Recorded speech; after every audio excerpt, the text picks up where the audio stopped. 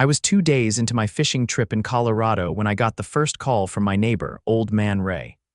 "Elias, did you rent out your ranch to some wedding party or something?" he asked, voice scratchy from years of cigarette smoke. "No," I said, setting my beer down. "Why? There's a dozen cars in your driveway, a white tent in your pasture, and some lady in heels yelling at the caterer about vegan options." I sat up straight. "You're joking." I wish I was. They said Brenda from the HOA gave them the keys. Brenda Vickerson. The name alone made me want to throw my phone into the lake. She was the chairwoman of our HOA, overbearing, bleach blonde, and bitter that my ranch didn't fall under the HOA's aesthetic, even though I'd been there since before the HOA existed. She hated that my land sat just outside the official boundary, but still within eyesight of her precious cul-de-sac. I ended the call and tried to stay calm. I had locked up everything before I left main gate, barn, house. But the HOA had a copy of my gate key for emergency access. Something told me Brenda had redefined emergency. By the time I got back home 3 days later, my blood pressure had its own zip code. I pulled up to find a bounce house in my front field. Loud music blasted from portable speakers. People I'd never seen before were lounging around folding tables and sipping champagne like they owned the place. I parked by my barn and got out. Some guy in a tux approached me with a mouthful of shrimp cocktail. "You Elias," he said, chewing. "Brenda said you'd be back Monday." "You're early. It's my house," I said flatly. "Who are you, groom?" he said. "Brenda rented us this place for the weekend, gave us a great deal." I stormed toward the back of the house. My locks had been changed. I didn't knock. I kicked the door in. Inside, Brenda was sitting at my kitchen island, sipping rosé like she was queen of Napa Valley. Her lipstick matched her blouse, and her usual smug expression was frozen in place when she saw me. "Elias," she said, setting the glass down. "You weren't supposed to be back yet. You broke into my house," I said, "changed my locks, and you rented it out." "I didn't break in," she said. "Technically, as HOA chair, I have access to community-adjacent properties." "No, Brenda, you don't. This isn't your jurisdiction." "I'm not even in the HOA." She waved her hand like I was being dramatic. "You're close enough, and the couple needed a rustic venue. You never used the place. I thought it'd be a win for everyone." "The sheriff's going to love that explanation." She blinked. "You're not serious." I pulled out my phone and dialed. She stood up fast. "Elias, come on, don't be ridiculous. It's just one weekend. The guests are respectful." I walked out without answering. I had video from Ray, timestamps, and a fresh batch of trespassers still on my land. Brenda had crossed a line, and I wasn't about to let it slide. An hour later, Sheriff Maddox rolled up with 2 deputies. I met them at the gate. "You got proof?" Maddox asked. I showed him everything: photos of the locks, Ray's video, the contract the groom had, which listed Brenda Vickerson as the property manager, and the message board post Brenda had made in the HOA app bragging about securing a premier wedding venue for a prestigious client. The groom and bride were escorted out. The guests followed. Brenda stood on my porch, arms crossed, face pale. "You're making a huge mistake," she muttered. "No," I said. "You did." Maddox turned to her. "Ma'am, you're under arrest for criminal trespass, fraud, and unlawful rental of private property." Her jaw actually dropped. "You can't be serious," she whispered. He cuffed her right there on my porch. She didn't say a word after that. As they led her to the cruiser, Brenda looked like she'd swallowed a lemon whole. And I hadn't even told her yet that I planned on suing the HOA next. Sheriff Maddox had barely pulled out of my gravel driveway with Brenda in the backseat when I headed to my office to grab the fireproof lockbox. It had everything I'd need next: the original property survey, the deed, the notarized letter I'd filed with the county 5 years ago that formally declined HOA inclusion. I'd known Brenda was trouble the moment she took over the board, and that document was my insurance policy. Inside, I flipped through the tabs until I found the one labeled encroachment. I hadn't needed it before, but now it was going to be the cornerstone of my legal retaliation. 30 minutes later, I was parked in front of the county courthouse. The clerk on duty recognized me from the zoning meetings last year. "Let me guess," she said, sliding her glasses down her nose. "Something HOA related." I handed her the folder. Worse, I want to file a restraining order against their chairwoman and initiate civil proceedings for unauthorized use of private property. Her eyebrows rose. That's a new one. I leaned on the counter. She impersonated a property manager and rented my land for profit, changed my locks too. She didn't ask any more questions after that. I signed the paperwork, paid the filing fee, and left with a stamped copy. By the time I got home, the bounce house was deflated and the last of the folding chairs had been stacked neatly near my fence by the deputies. One of them left a note on my door, "Call us if anyone returns." This isn't over. He wasn't wrong. That night, I installed a new trail cam near the gate and repositioned the motion sensor lights. I didn't trust the HOA not to retaliate. These people had no idea where the line was. The next morning, I got a call from my friend Natalie, a real estate attorney I'd gone to high school with. She had seen the photos circulating on a local Facebook group, ones taken by wedding guests before they were escorted off my property. One caption read, "Brenda really pulled off the rustic look," followed by a string of laughing emojis. Natalie didn't waste time. "If she profited from this and you can prove it, we can push for felony charges," she said. "Unauthorized rental of property valued over $50,000. That's grand theft, plus fraud, misrepresentation, and possible tax evasion if she didn't report the income." "She signed a fake contract," I said. "Used my land like it was hers. Then let's bury her in it." By noon, Natalie had already drafted letters to both the county prosecutor and the state's real estate licensing board. While Brenda didn't technically hold a license, she had operated under the title of Community Property Coordinator in several communications enough to merit investigation by the Department of Regulatory Agencies. Later that day, I received a visit from a man I didn't recognize. Mid-30s, khakis, clipboard, he introduced himself as Aaron from the Colorado Department of Revenue. "I'm following up on a report of unlicensed rental activity," he said. "I understand your property may have been used for commercial purposes without your consent." I walked him around the pasture and showed him the tire tracks, the portable generator still sitting behind a tree line, and the list of vendors the groom had emailed me after the fact. Apparently, Brenda had given them a preferred vendor list with kickbacks already baked in. The caterer had forwarded me the payment receipts. Aaron took photos and thanked me. He didn't say much else, but I could tell from his expression that this case was not going to be swept under the rug. That evening, I got a voicemail from a woman named Camille who owned a floral business 3 towns over. "I just wanted to say thank you," she said. "That woman Brenda tried to strong-arm me into a 20% cut last month to be included in her exclusive supplier list. I refused and never heard from her again. Now I know why." I saved that message. Natalie would want it. The following week, Brenda's name hit the local news. HOA chairwoman arrested for unlawful property rental scheme. The article quoted Sheriff Maddox and mentioned an ongoing investigation into financial misconduct.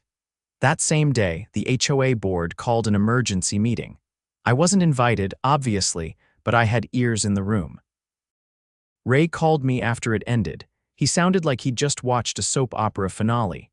"They're scrambling, Elias. Half of them want to distance themselves, the other half are trying to pretend they knew nothing about it. Turns out, Brenda's been using HOA funds for consulting expenses tied to her little side hustle." "Consulting?" I asked. "Yeah," he said. "That wedding wasn't the first. She's done this with 2 other properties both owned by elderly couples who rarely visit. One's in assisted living." That chilled me. I reached out to Natalie again and gave her the full list of names. She pulled property tax records and found that one of the homes had unpaid utility bills, even though Brenda had collected rent on it twice in the past 6 months. The tenants had paid her directly, thinking she was the owner's niece. This wasn't just a one-off. It was a pattern. 2 days later, Natalie and I sat across from a state investigator in a conference room downtown. She laid out everything: the fake contracts, the altered locks, the email trail from the vendors, and the unauthorized use of the HOA's funds. I added the voicemail from Camille and the statements from the other property owners. The investigator took notes the entire time. When we finished, he closed the folder and looked up. "If these allegations are true," he said, "this isn't just a civil matter. It's criminal enterprise, fraud, elder exploitation, racketeering. You've done the right thing coming forward. We'll be opening a full case." Outside the building, I exhaled for the first time in days. Natalie looked over at me. "You know what the best part is?" "What?" "She used HOA funds to pay for the event insurance. That's traceable. They're going to audit everything." The fallout came fast. Within 72 hours, Brenda's assets were frozen. Her accounts showed multiple unexplained deposits over the past year, all from wedding clients or vendors. Meanwhile, the HOA board voted to suspend all operations pending a forensic audit. Their insurance carrier pulled out, citing mismanagement and unreported liability exposure. I didn't return to that courthouse again until I was called as a witness in Brenda's arraignment. She didn't look at me once. Her lawyer tried to argue that it was all a misunderstanding, that she had verbal agreements with the property owners, and was simply helping the community monetize unused spaces. The judge didn't buy it. Bail was denied. The HOA's reputation was in shambles. Property values dropped, members resigned, and a petition circulated to dissolve the organization entirely. I didn't sign it, not yet. I had one more play left. I bought the empty lot next to Brenda's house. Paid cash. Then I built a 10-foot steel sculpture of a cow with a plaque at the base. In memory of uninvited guests. The neighborhood kids loved it. Brenda's house went up for sale 3 weeks later. Unsurprisingly, no one wanted to buy. I was in the middle of fixing the fencing Brenda's guests had trampled when Deputy Carson pulled up in his cruiser, window already down. "Morning, Elias," he said. "Got something you'll want to hear." I lowered my gloves. "This about the audit. They found something in her desktop computer," he said, stepping out. "You might want to sit for this." I didn't. I leaned on a fence post and waited. She had scanned copies of property documents, old ones belonging to several residents nearby. Tax records, deeds, even a few forged quitclaim forms. They were stored under a folder labeled contingency. My stomach turned. "Are you saying she was preparing to transfer ownership of people's properties? Or at least make it look that way," Carson said. "Investigators think she was planning to use them to push through some kind of redevelopment agenda. There's mention of a private developer in Denver." Real hush-hush. I ran a hand down my face. She was going to steal land or leverage it. Either way, the DA's already involved. They're building a conspiracy case. I didn't ask how many properties were affected. I already had a suspicion. Later that day, I drove to the edge of the neighborhood to visit Mr. and Mrs. Alderson. They owned one of the properties Brenda had targeted, a small tree-covered lot that backed up to the creek. Mr. Alderson had a stroke last winter and used a wheelchair now. They hadn't attended the last few HOA meetings, which made them an easy target. Mrs. Alderson answered the door with a tired smile. "Elias," she said, "we heard about what you did. You really stirred the pot." "Did you sign anything recently?" I asked. "Brenda may have filed paperwork under your name." She led me to the kitchen, where a manila envelope sat next to a stack of unopened mail. Inside were documents with their names typed out, but neither of them had signed. "She came by with coffee a few weeks ago," Mrs. Alderson said. "Said she was helping the board clean up old records. Asked if she could borrow our original plat map to scan it." I took a photo of the forged document with my phone and sent it to Natalie. She responded within minutes. This was solid evidence of intent to defraud. If the signatures had been submitted to the county, it would have taken weeks before anyone spotted the mismatch. Over the next few days, more residents came forward. Brenda had approached them under the guise of record consolidation or community grant applications, each time walking away with just enough information to fabricate ownership claims. Most hadn't questioned her. She'd always carried herself like someone with authority. Natalie coordinated with the district attorney's office and the state's Land Survey Bureau to cross-reference every property Brenda had touched. Eventually, they uncovered a digital log of her activities, download timestamps, scanned ID cards, and even a few emails to a contact listed only as JM. Holdings, No one could identify the company, it wasn't registered in the state, and its listed address traced back to a P.O. box in Aurora. But one of the HOA's junior board members recognized the initials. JM. Stood for Jared McKinsey, a contractor who had pitched a luxury cabin development plan at a zoning meeting 2 years prior. His proposal was unanimously rejected after dozens of residents raised concerns about water usage and wildfire risk. Brenda had been the only voice in support. That connection was enough for the state to issue a subpoena for McKinsey's financial records. Within days, they found wire transfers totaling over $75,000 sent from JM Holdings to an account under Brenda's name. The payments were labeled consulting fees. The press caught wind, and this time it went statewide. Natalie called me from Denver. They're indicting them both. Racketeering, wire fraud, criminal impersonation, and attempted unlawful acquisition of real property. Could be 20 years if it sticks. I didn't feel satisfaction, not yet. There were still too many pieces to put back together. The HOA board, what remained of it, was in full retreat. 3 members resigned in one afternoon. The treasurer was under scrutiny for approving disbursements without proper documentation, and the vice chair had gone silent after it was revealed she'd signed off on Brenda's community improvement grants, which were nothing more than cover for laundering developer money. I got a call from a woman named Dana Lively 2 nights later. She was a property rights advocate and regional liaison for the State Housing Integrity Network. "I've been following the case," she said. "We'd like to nominate your neighborhood for a pilot program, community-controlled governance. No traditional HOA, just a rotating committee of residents with transparency protocols. You'd still have rules, but they'd be voted on directly." I told her I'd think about it. By the following week, Brenda's house had been officially seized by the state as part of asset recovery. Her SUV was gone, her flower beds overgrown, and the mailbox stuffed with unopened HOA newsletters. Someone spray-painted "Land Thief" across her garage door. The city painted over it by morning, but the message lingered. I'd stayed quiet publicly through most of the mess. But when the local paper called and asked for a comment, I gave one. "People treat HOAs like miniature governments," I said. "But they're not. They're private corporations with no checks unless the residents push back. If you give someone power without oversight, don't be surprised when they try to sell your house while you're on vacation." That made the front page. A week later, I got a letter from the county commissioner's office. They were reviewing the charter that had allowed the HOA to expand its influence beyond its original footprint. The commissioner wrote that they were considering revoking the charter entirely, pending a public hearing. It was scheduled for the following month. When the day came, the meeting hall was packed, not just with residents from our area, but from neighboring developments who'd had their own run-ins with power-hungry boards.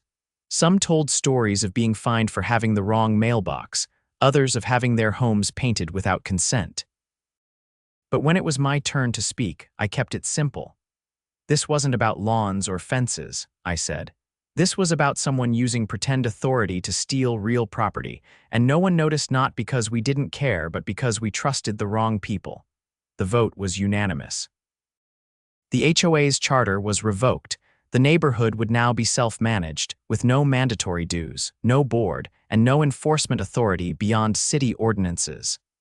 We'd meet once a quarter at the community center, where every homeowner had a vote. Nothing passed without a 2/3 majority. A week after the vote, I hosted a barbecue on my land. Everyone came, even the folks who used to avoid me because I didn't fit the aesthetic. We had live music, local beer, and a big banner that read, "No more paper tyrants." I stood next to the cow sculpture and watched the kids climb it like a jungle gym. Mrs. Alderson brought homemade cobbler. Ray showed up with a cooler full of smoked trout. And for the first time in years, people weren't whispering about the HOA or what Brenda was planning. They were laughing, sharing stories, making plans for the next community garden build. Natalie stopped by late, holding a folder. "Last piece of business," she said. "The state awarded punitive damages in your civil suit. It's not a fortune, but it's enough to patch up the fencing and maybe pave the driveway." I opened the folder. The number wasn't huge, but it was honest. "I'm thinking of building a small event barn," I said.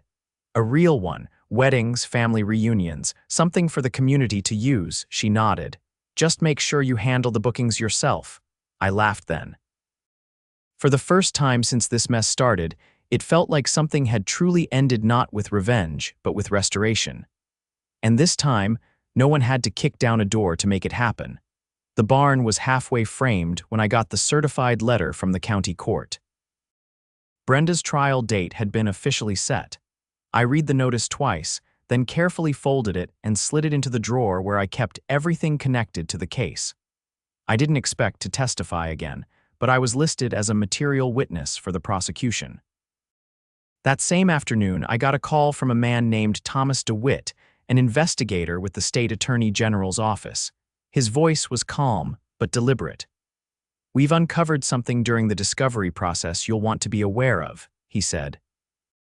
"It involves a second set of contracts, separate from the wedding rentals." I leaned against the truck, watching the construction team raise the trusses. "What kind of contracts?" "They're lease agreements, fabricated ones between the HOA and a shell corporation." Brenda signed them as both lessor and lessee, using a different alias on one side of the paperwork. "The shell company's name is Creekside Property Solutions. You familiar with it?" "Never heard of it," I said, but something about the name made my jaw tighten. DeWitt exhaled into the phone. "It was used to secure loans, commercial ones. She was leveraging HOA-owned common spaces like the clubhouse, the greenbelt, even the tennis court as collateral. The loans were never recorded in the HOA's financials." I didn't say anything for a few seconds. "How much are we talking?" I finally asked. "Upwards of $300,000. Most of it's gone, dispersed through personal accounts and fake business expenses. And here's the kicker: one of the loan applications lists your ranch as an affiliate property." I stood up straight. "She tried to use my land as collateral, correct. The application included an outdated satellite image. She labeled the parcel under HOA land use expansion. The bank didn't verify ownership because the paperwork included a forged assessor's note. That was more than fraud. That was calculated embezzlement, an attempted land seizure on a scale I hadn't imagined even Brenda capable of," DeWitt continued. "We're adding several new charges to the case: wire fraud, forgery of public documents, and financial institution fraud. There's also a pending charge of criminal impersonation of a county official. She used a fake clerk's signature to get one of the notary stamps." I hung up after thanking him, then immediately called Natalie. She was already ahead of me. "I've seen the new filings," she said. "She's looking at serious time now. State prison, not county, and since she used financial instruments, the feds are circling." "What about the HOA?" I asked. "The ones who didn't resign. They're claiming ignorance, but the audit shows otherwise." "At least 2 of them signed off on infrastructure modernization payments that never went to vendors. One guy, that tall fellow who used to live on Alder Lane, he deposited 3 checks into an account tied to a landscaping company that doesn't exist. You think they'll charge him too? They already have." The trial began 2 weeks later. I didn't wear a tie. I wanted the jury to see me the way I'd always been: a man who worked his land and minded his business until someone tried to steal both. The courtroom was packed. Reporters sat in the back row, scribbling notes. Brenda's lawyer looked like he hadn't slept in days. She wore a gray suit, hair darker than usual, hands folded so tightly her knuckles looked bloodless. When it was my turn on the stand, the prosecutor asked only what mattered. "Did you ever authorize Brenda Vickerson or anyone from the HOA to lease, rent, or represent your property for commercial purposes?" "No." "Did you give consent for your home to be used for a wedding or any event while you were away?" "Absolutely not." "And did you find any evidence of forced entry or damage upon returning from your trip?" "Yes." The locks were changed. There were tire ruts in the pasture. My driveway had been used for catering trucks, and several interior items had been moved or handled. The defense tried to object, but the judge allowed it. When I stepped down, I caught Brenda looking at me, not angry, not defiant. Just hollow, like she knew the walls had finally collapsed. The prosecution introduced financial records next, checks with her forged signature. bank statements riddled with unexplained transfers, emails to McKinsey, who had already flipped and agreed to testify in exchange for a plea deal. His testimony sealed it. She pitched it to me as a win-win, he said, voice flat. Said the HOA was a mess, but if we got in early, we could make a fortune on the rezoning. Her words, not mine. The jury deliberated for less than a day, guilty on all 12 counts. Brenda was sentenced to 22 years in state prison, with the possibility of parole after 15. She didn't react when the sentence was read. Just sat there, as if she'd already vanished from the world before the trial even started. 3 weeks later, I attended the final HOA dissolution hearing at the municipal center. The judge declared the organization formally terminated. All remaining assets were seized to pay back residents affected by the fraud. What little remained went toward repairing the community clubhouse and repaving the roads that had been neglected for years. At the first resident meeting under the new charter, we did something no one had ever suggested before we voted to convert the old HOA office into a free-use community library and co-op space. It passed unanimously. Dana from the Housing Integrity Network stopped by during the remodel. She carried a clipboard and a coffee, eyes scanning the fresh drywall and shelves being built. "This is what we hoped would happen," she said. "Communities rebuilding themselves from the inside." I nodded. "It's a start." Outside, Ray and the Aldersons were helping unload books from the back of a pickup. Someone had brought in folding tables, and a group of teenagers were setting up a computer station using donated hardware. For the first time, the neighborhood didn't feel like a collection of properties. It felt like people. The barn was completed by late fall, clean, functional, with wide sliding doors and a modest wraparound porch. The first event hosted there wasn't a wedding or a party, it was a town hall. Open to anyone, no agenda, just a place to talk, plan, and listen. I stood at the back with Natalie, watching the seats fill. "You ever think it would end like this?" she asked. "No," I said, "but I'm glad it did."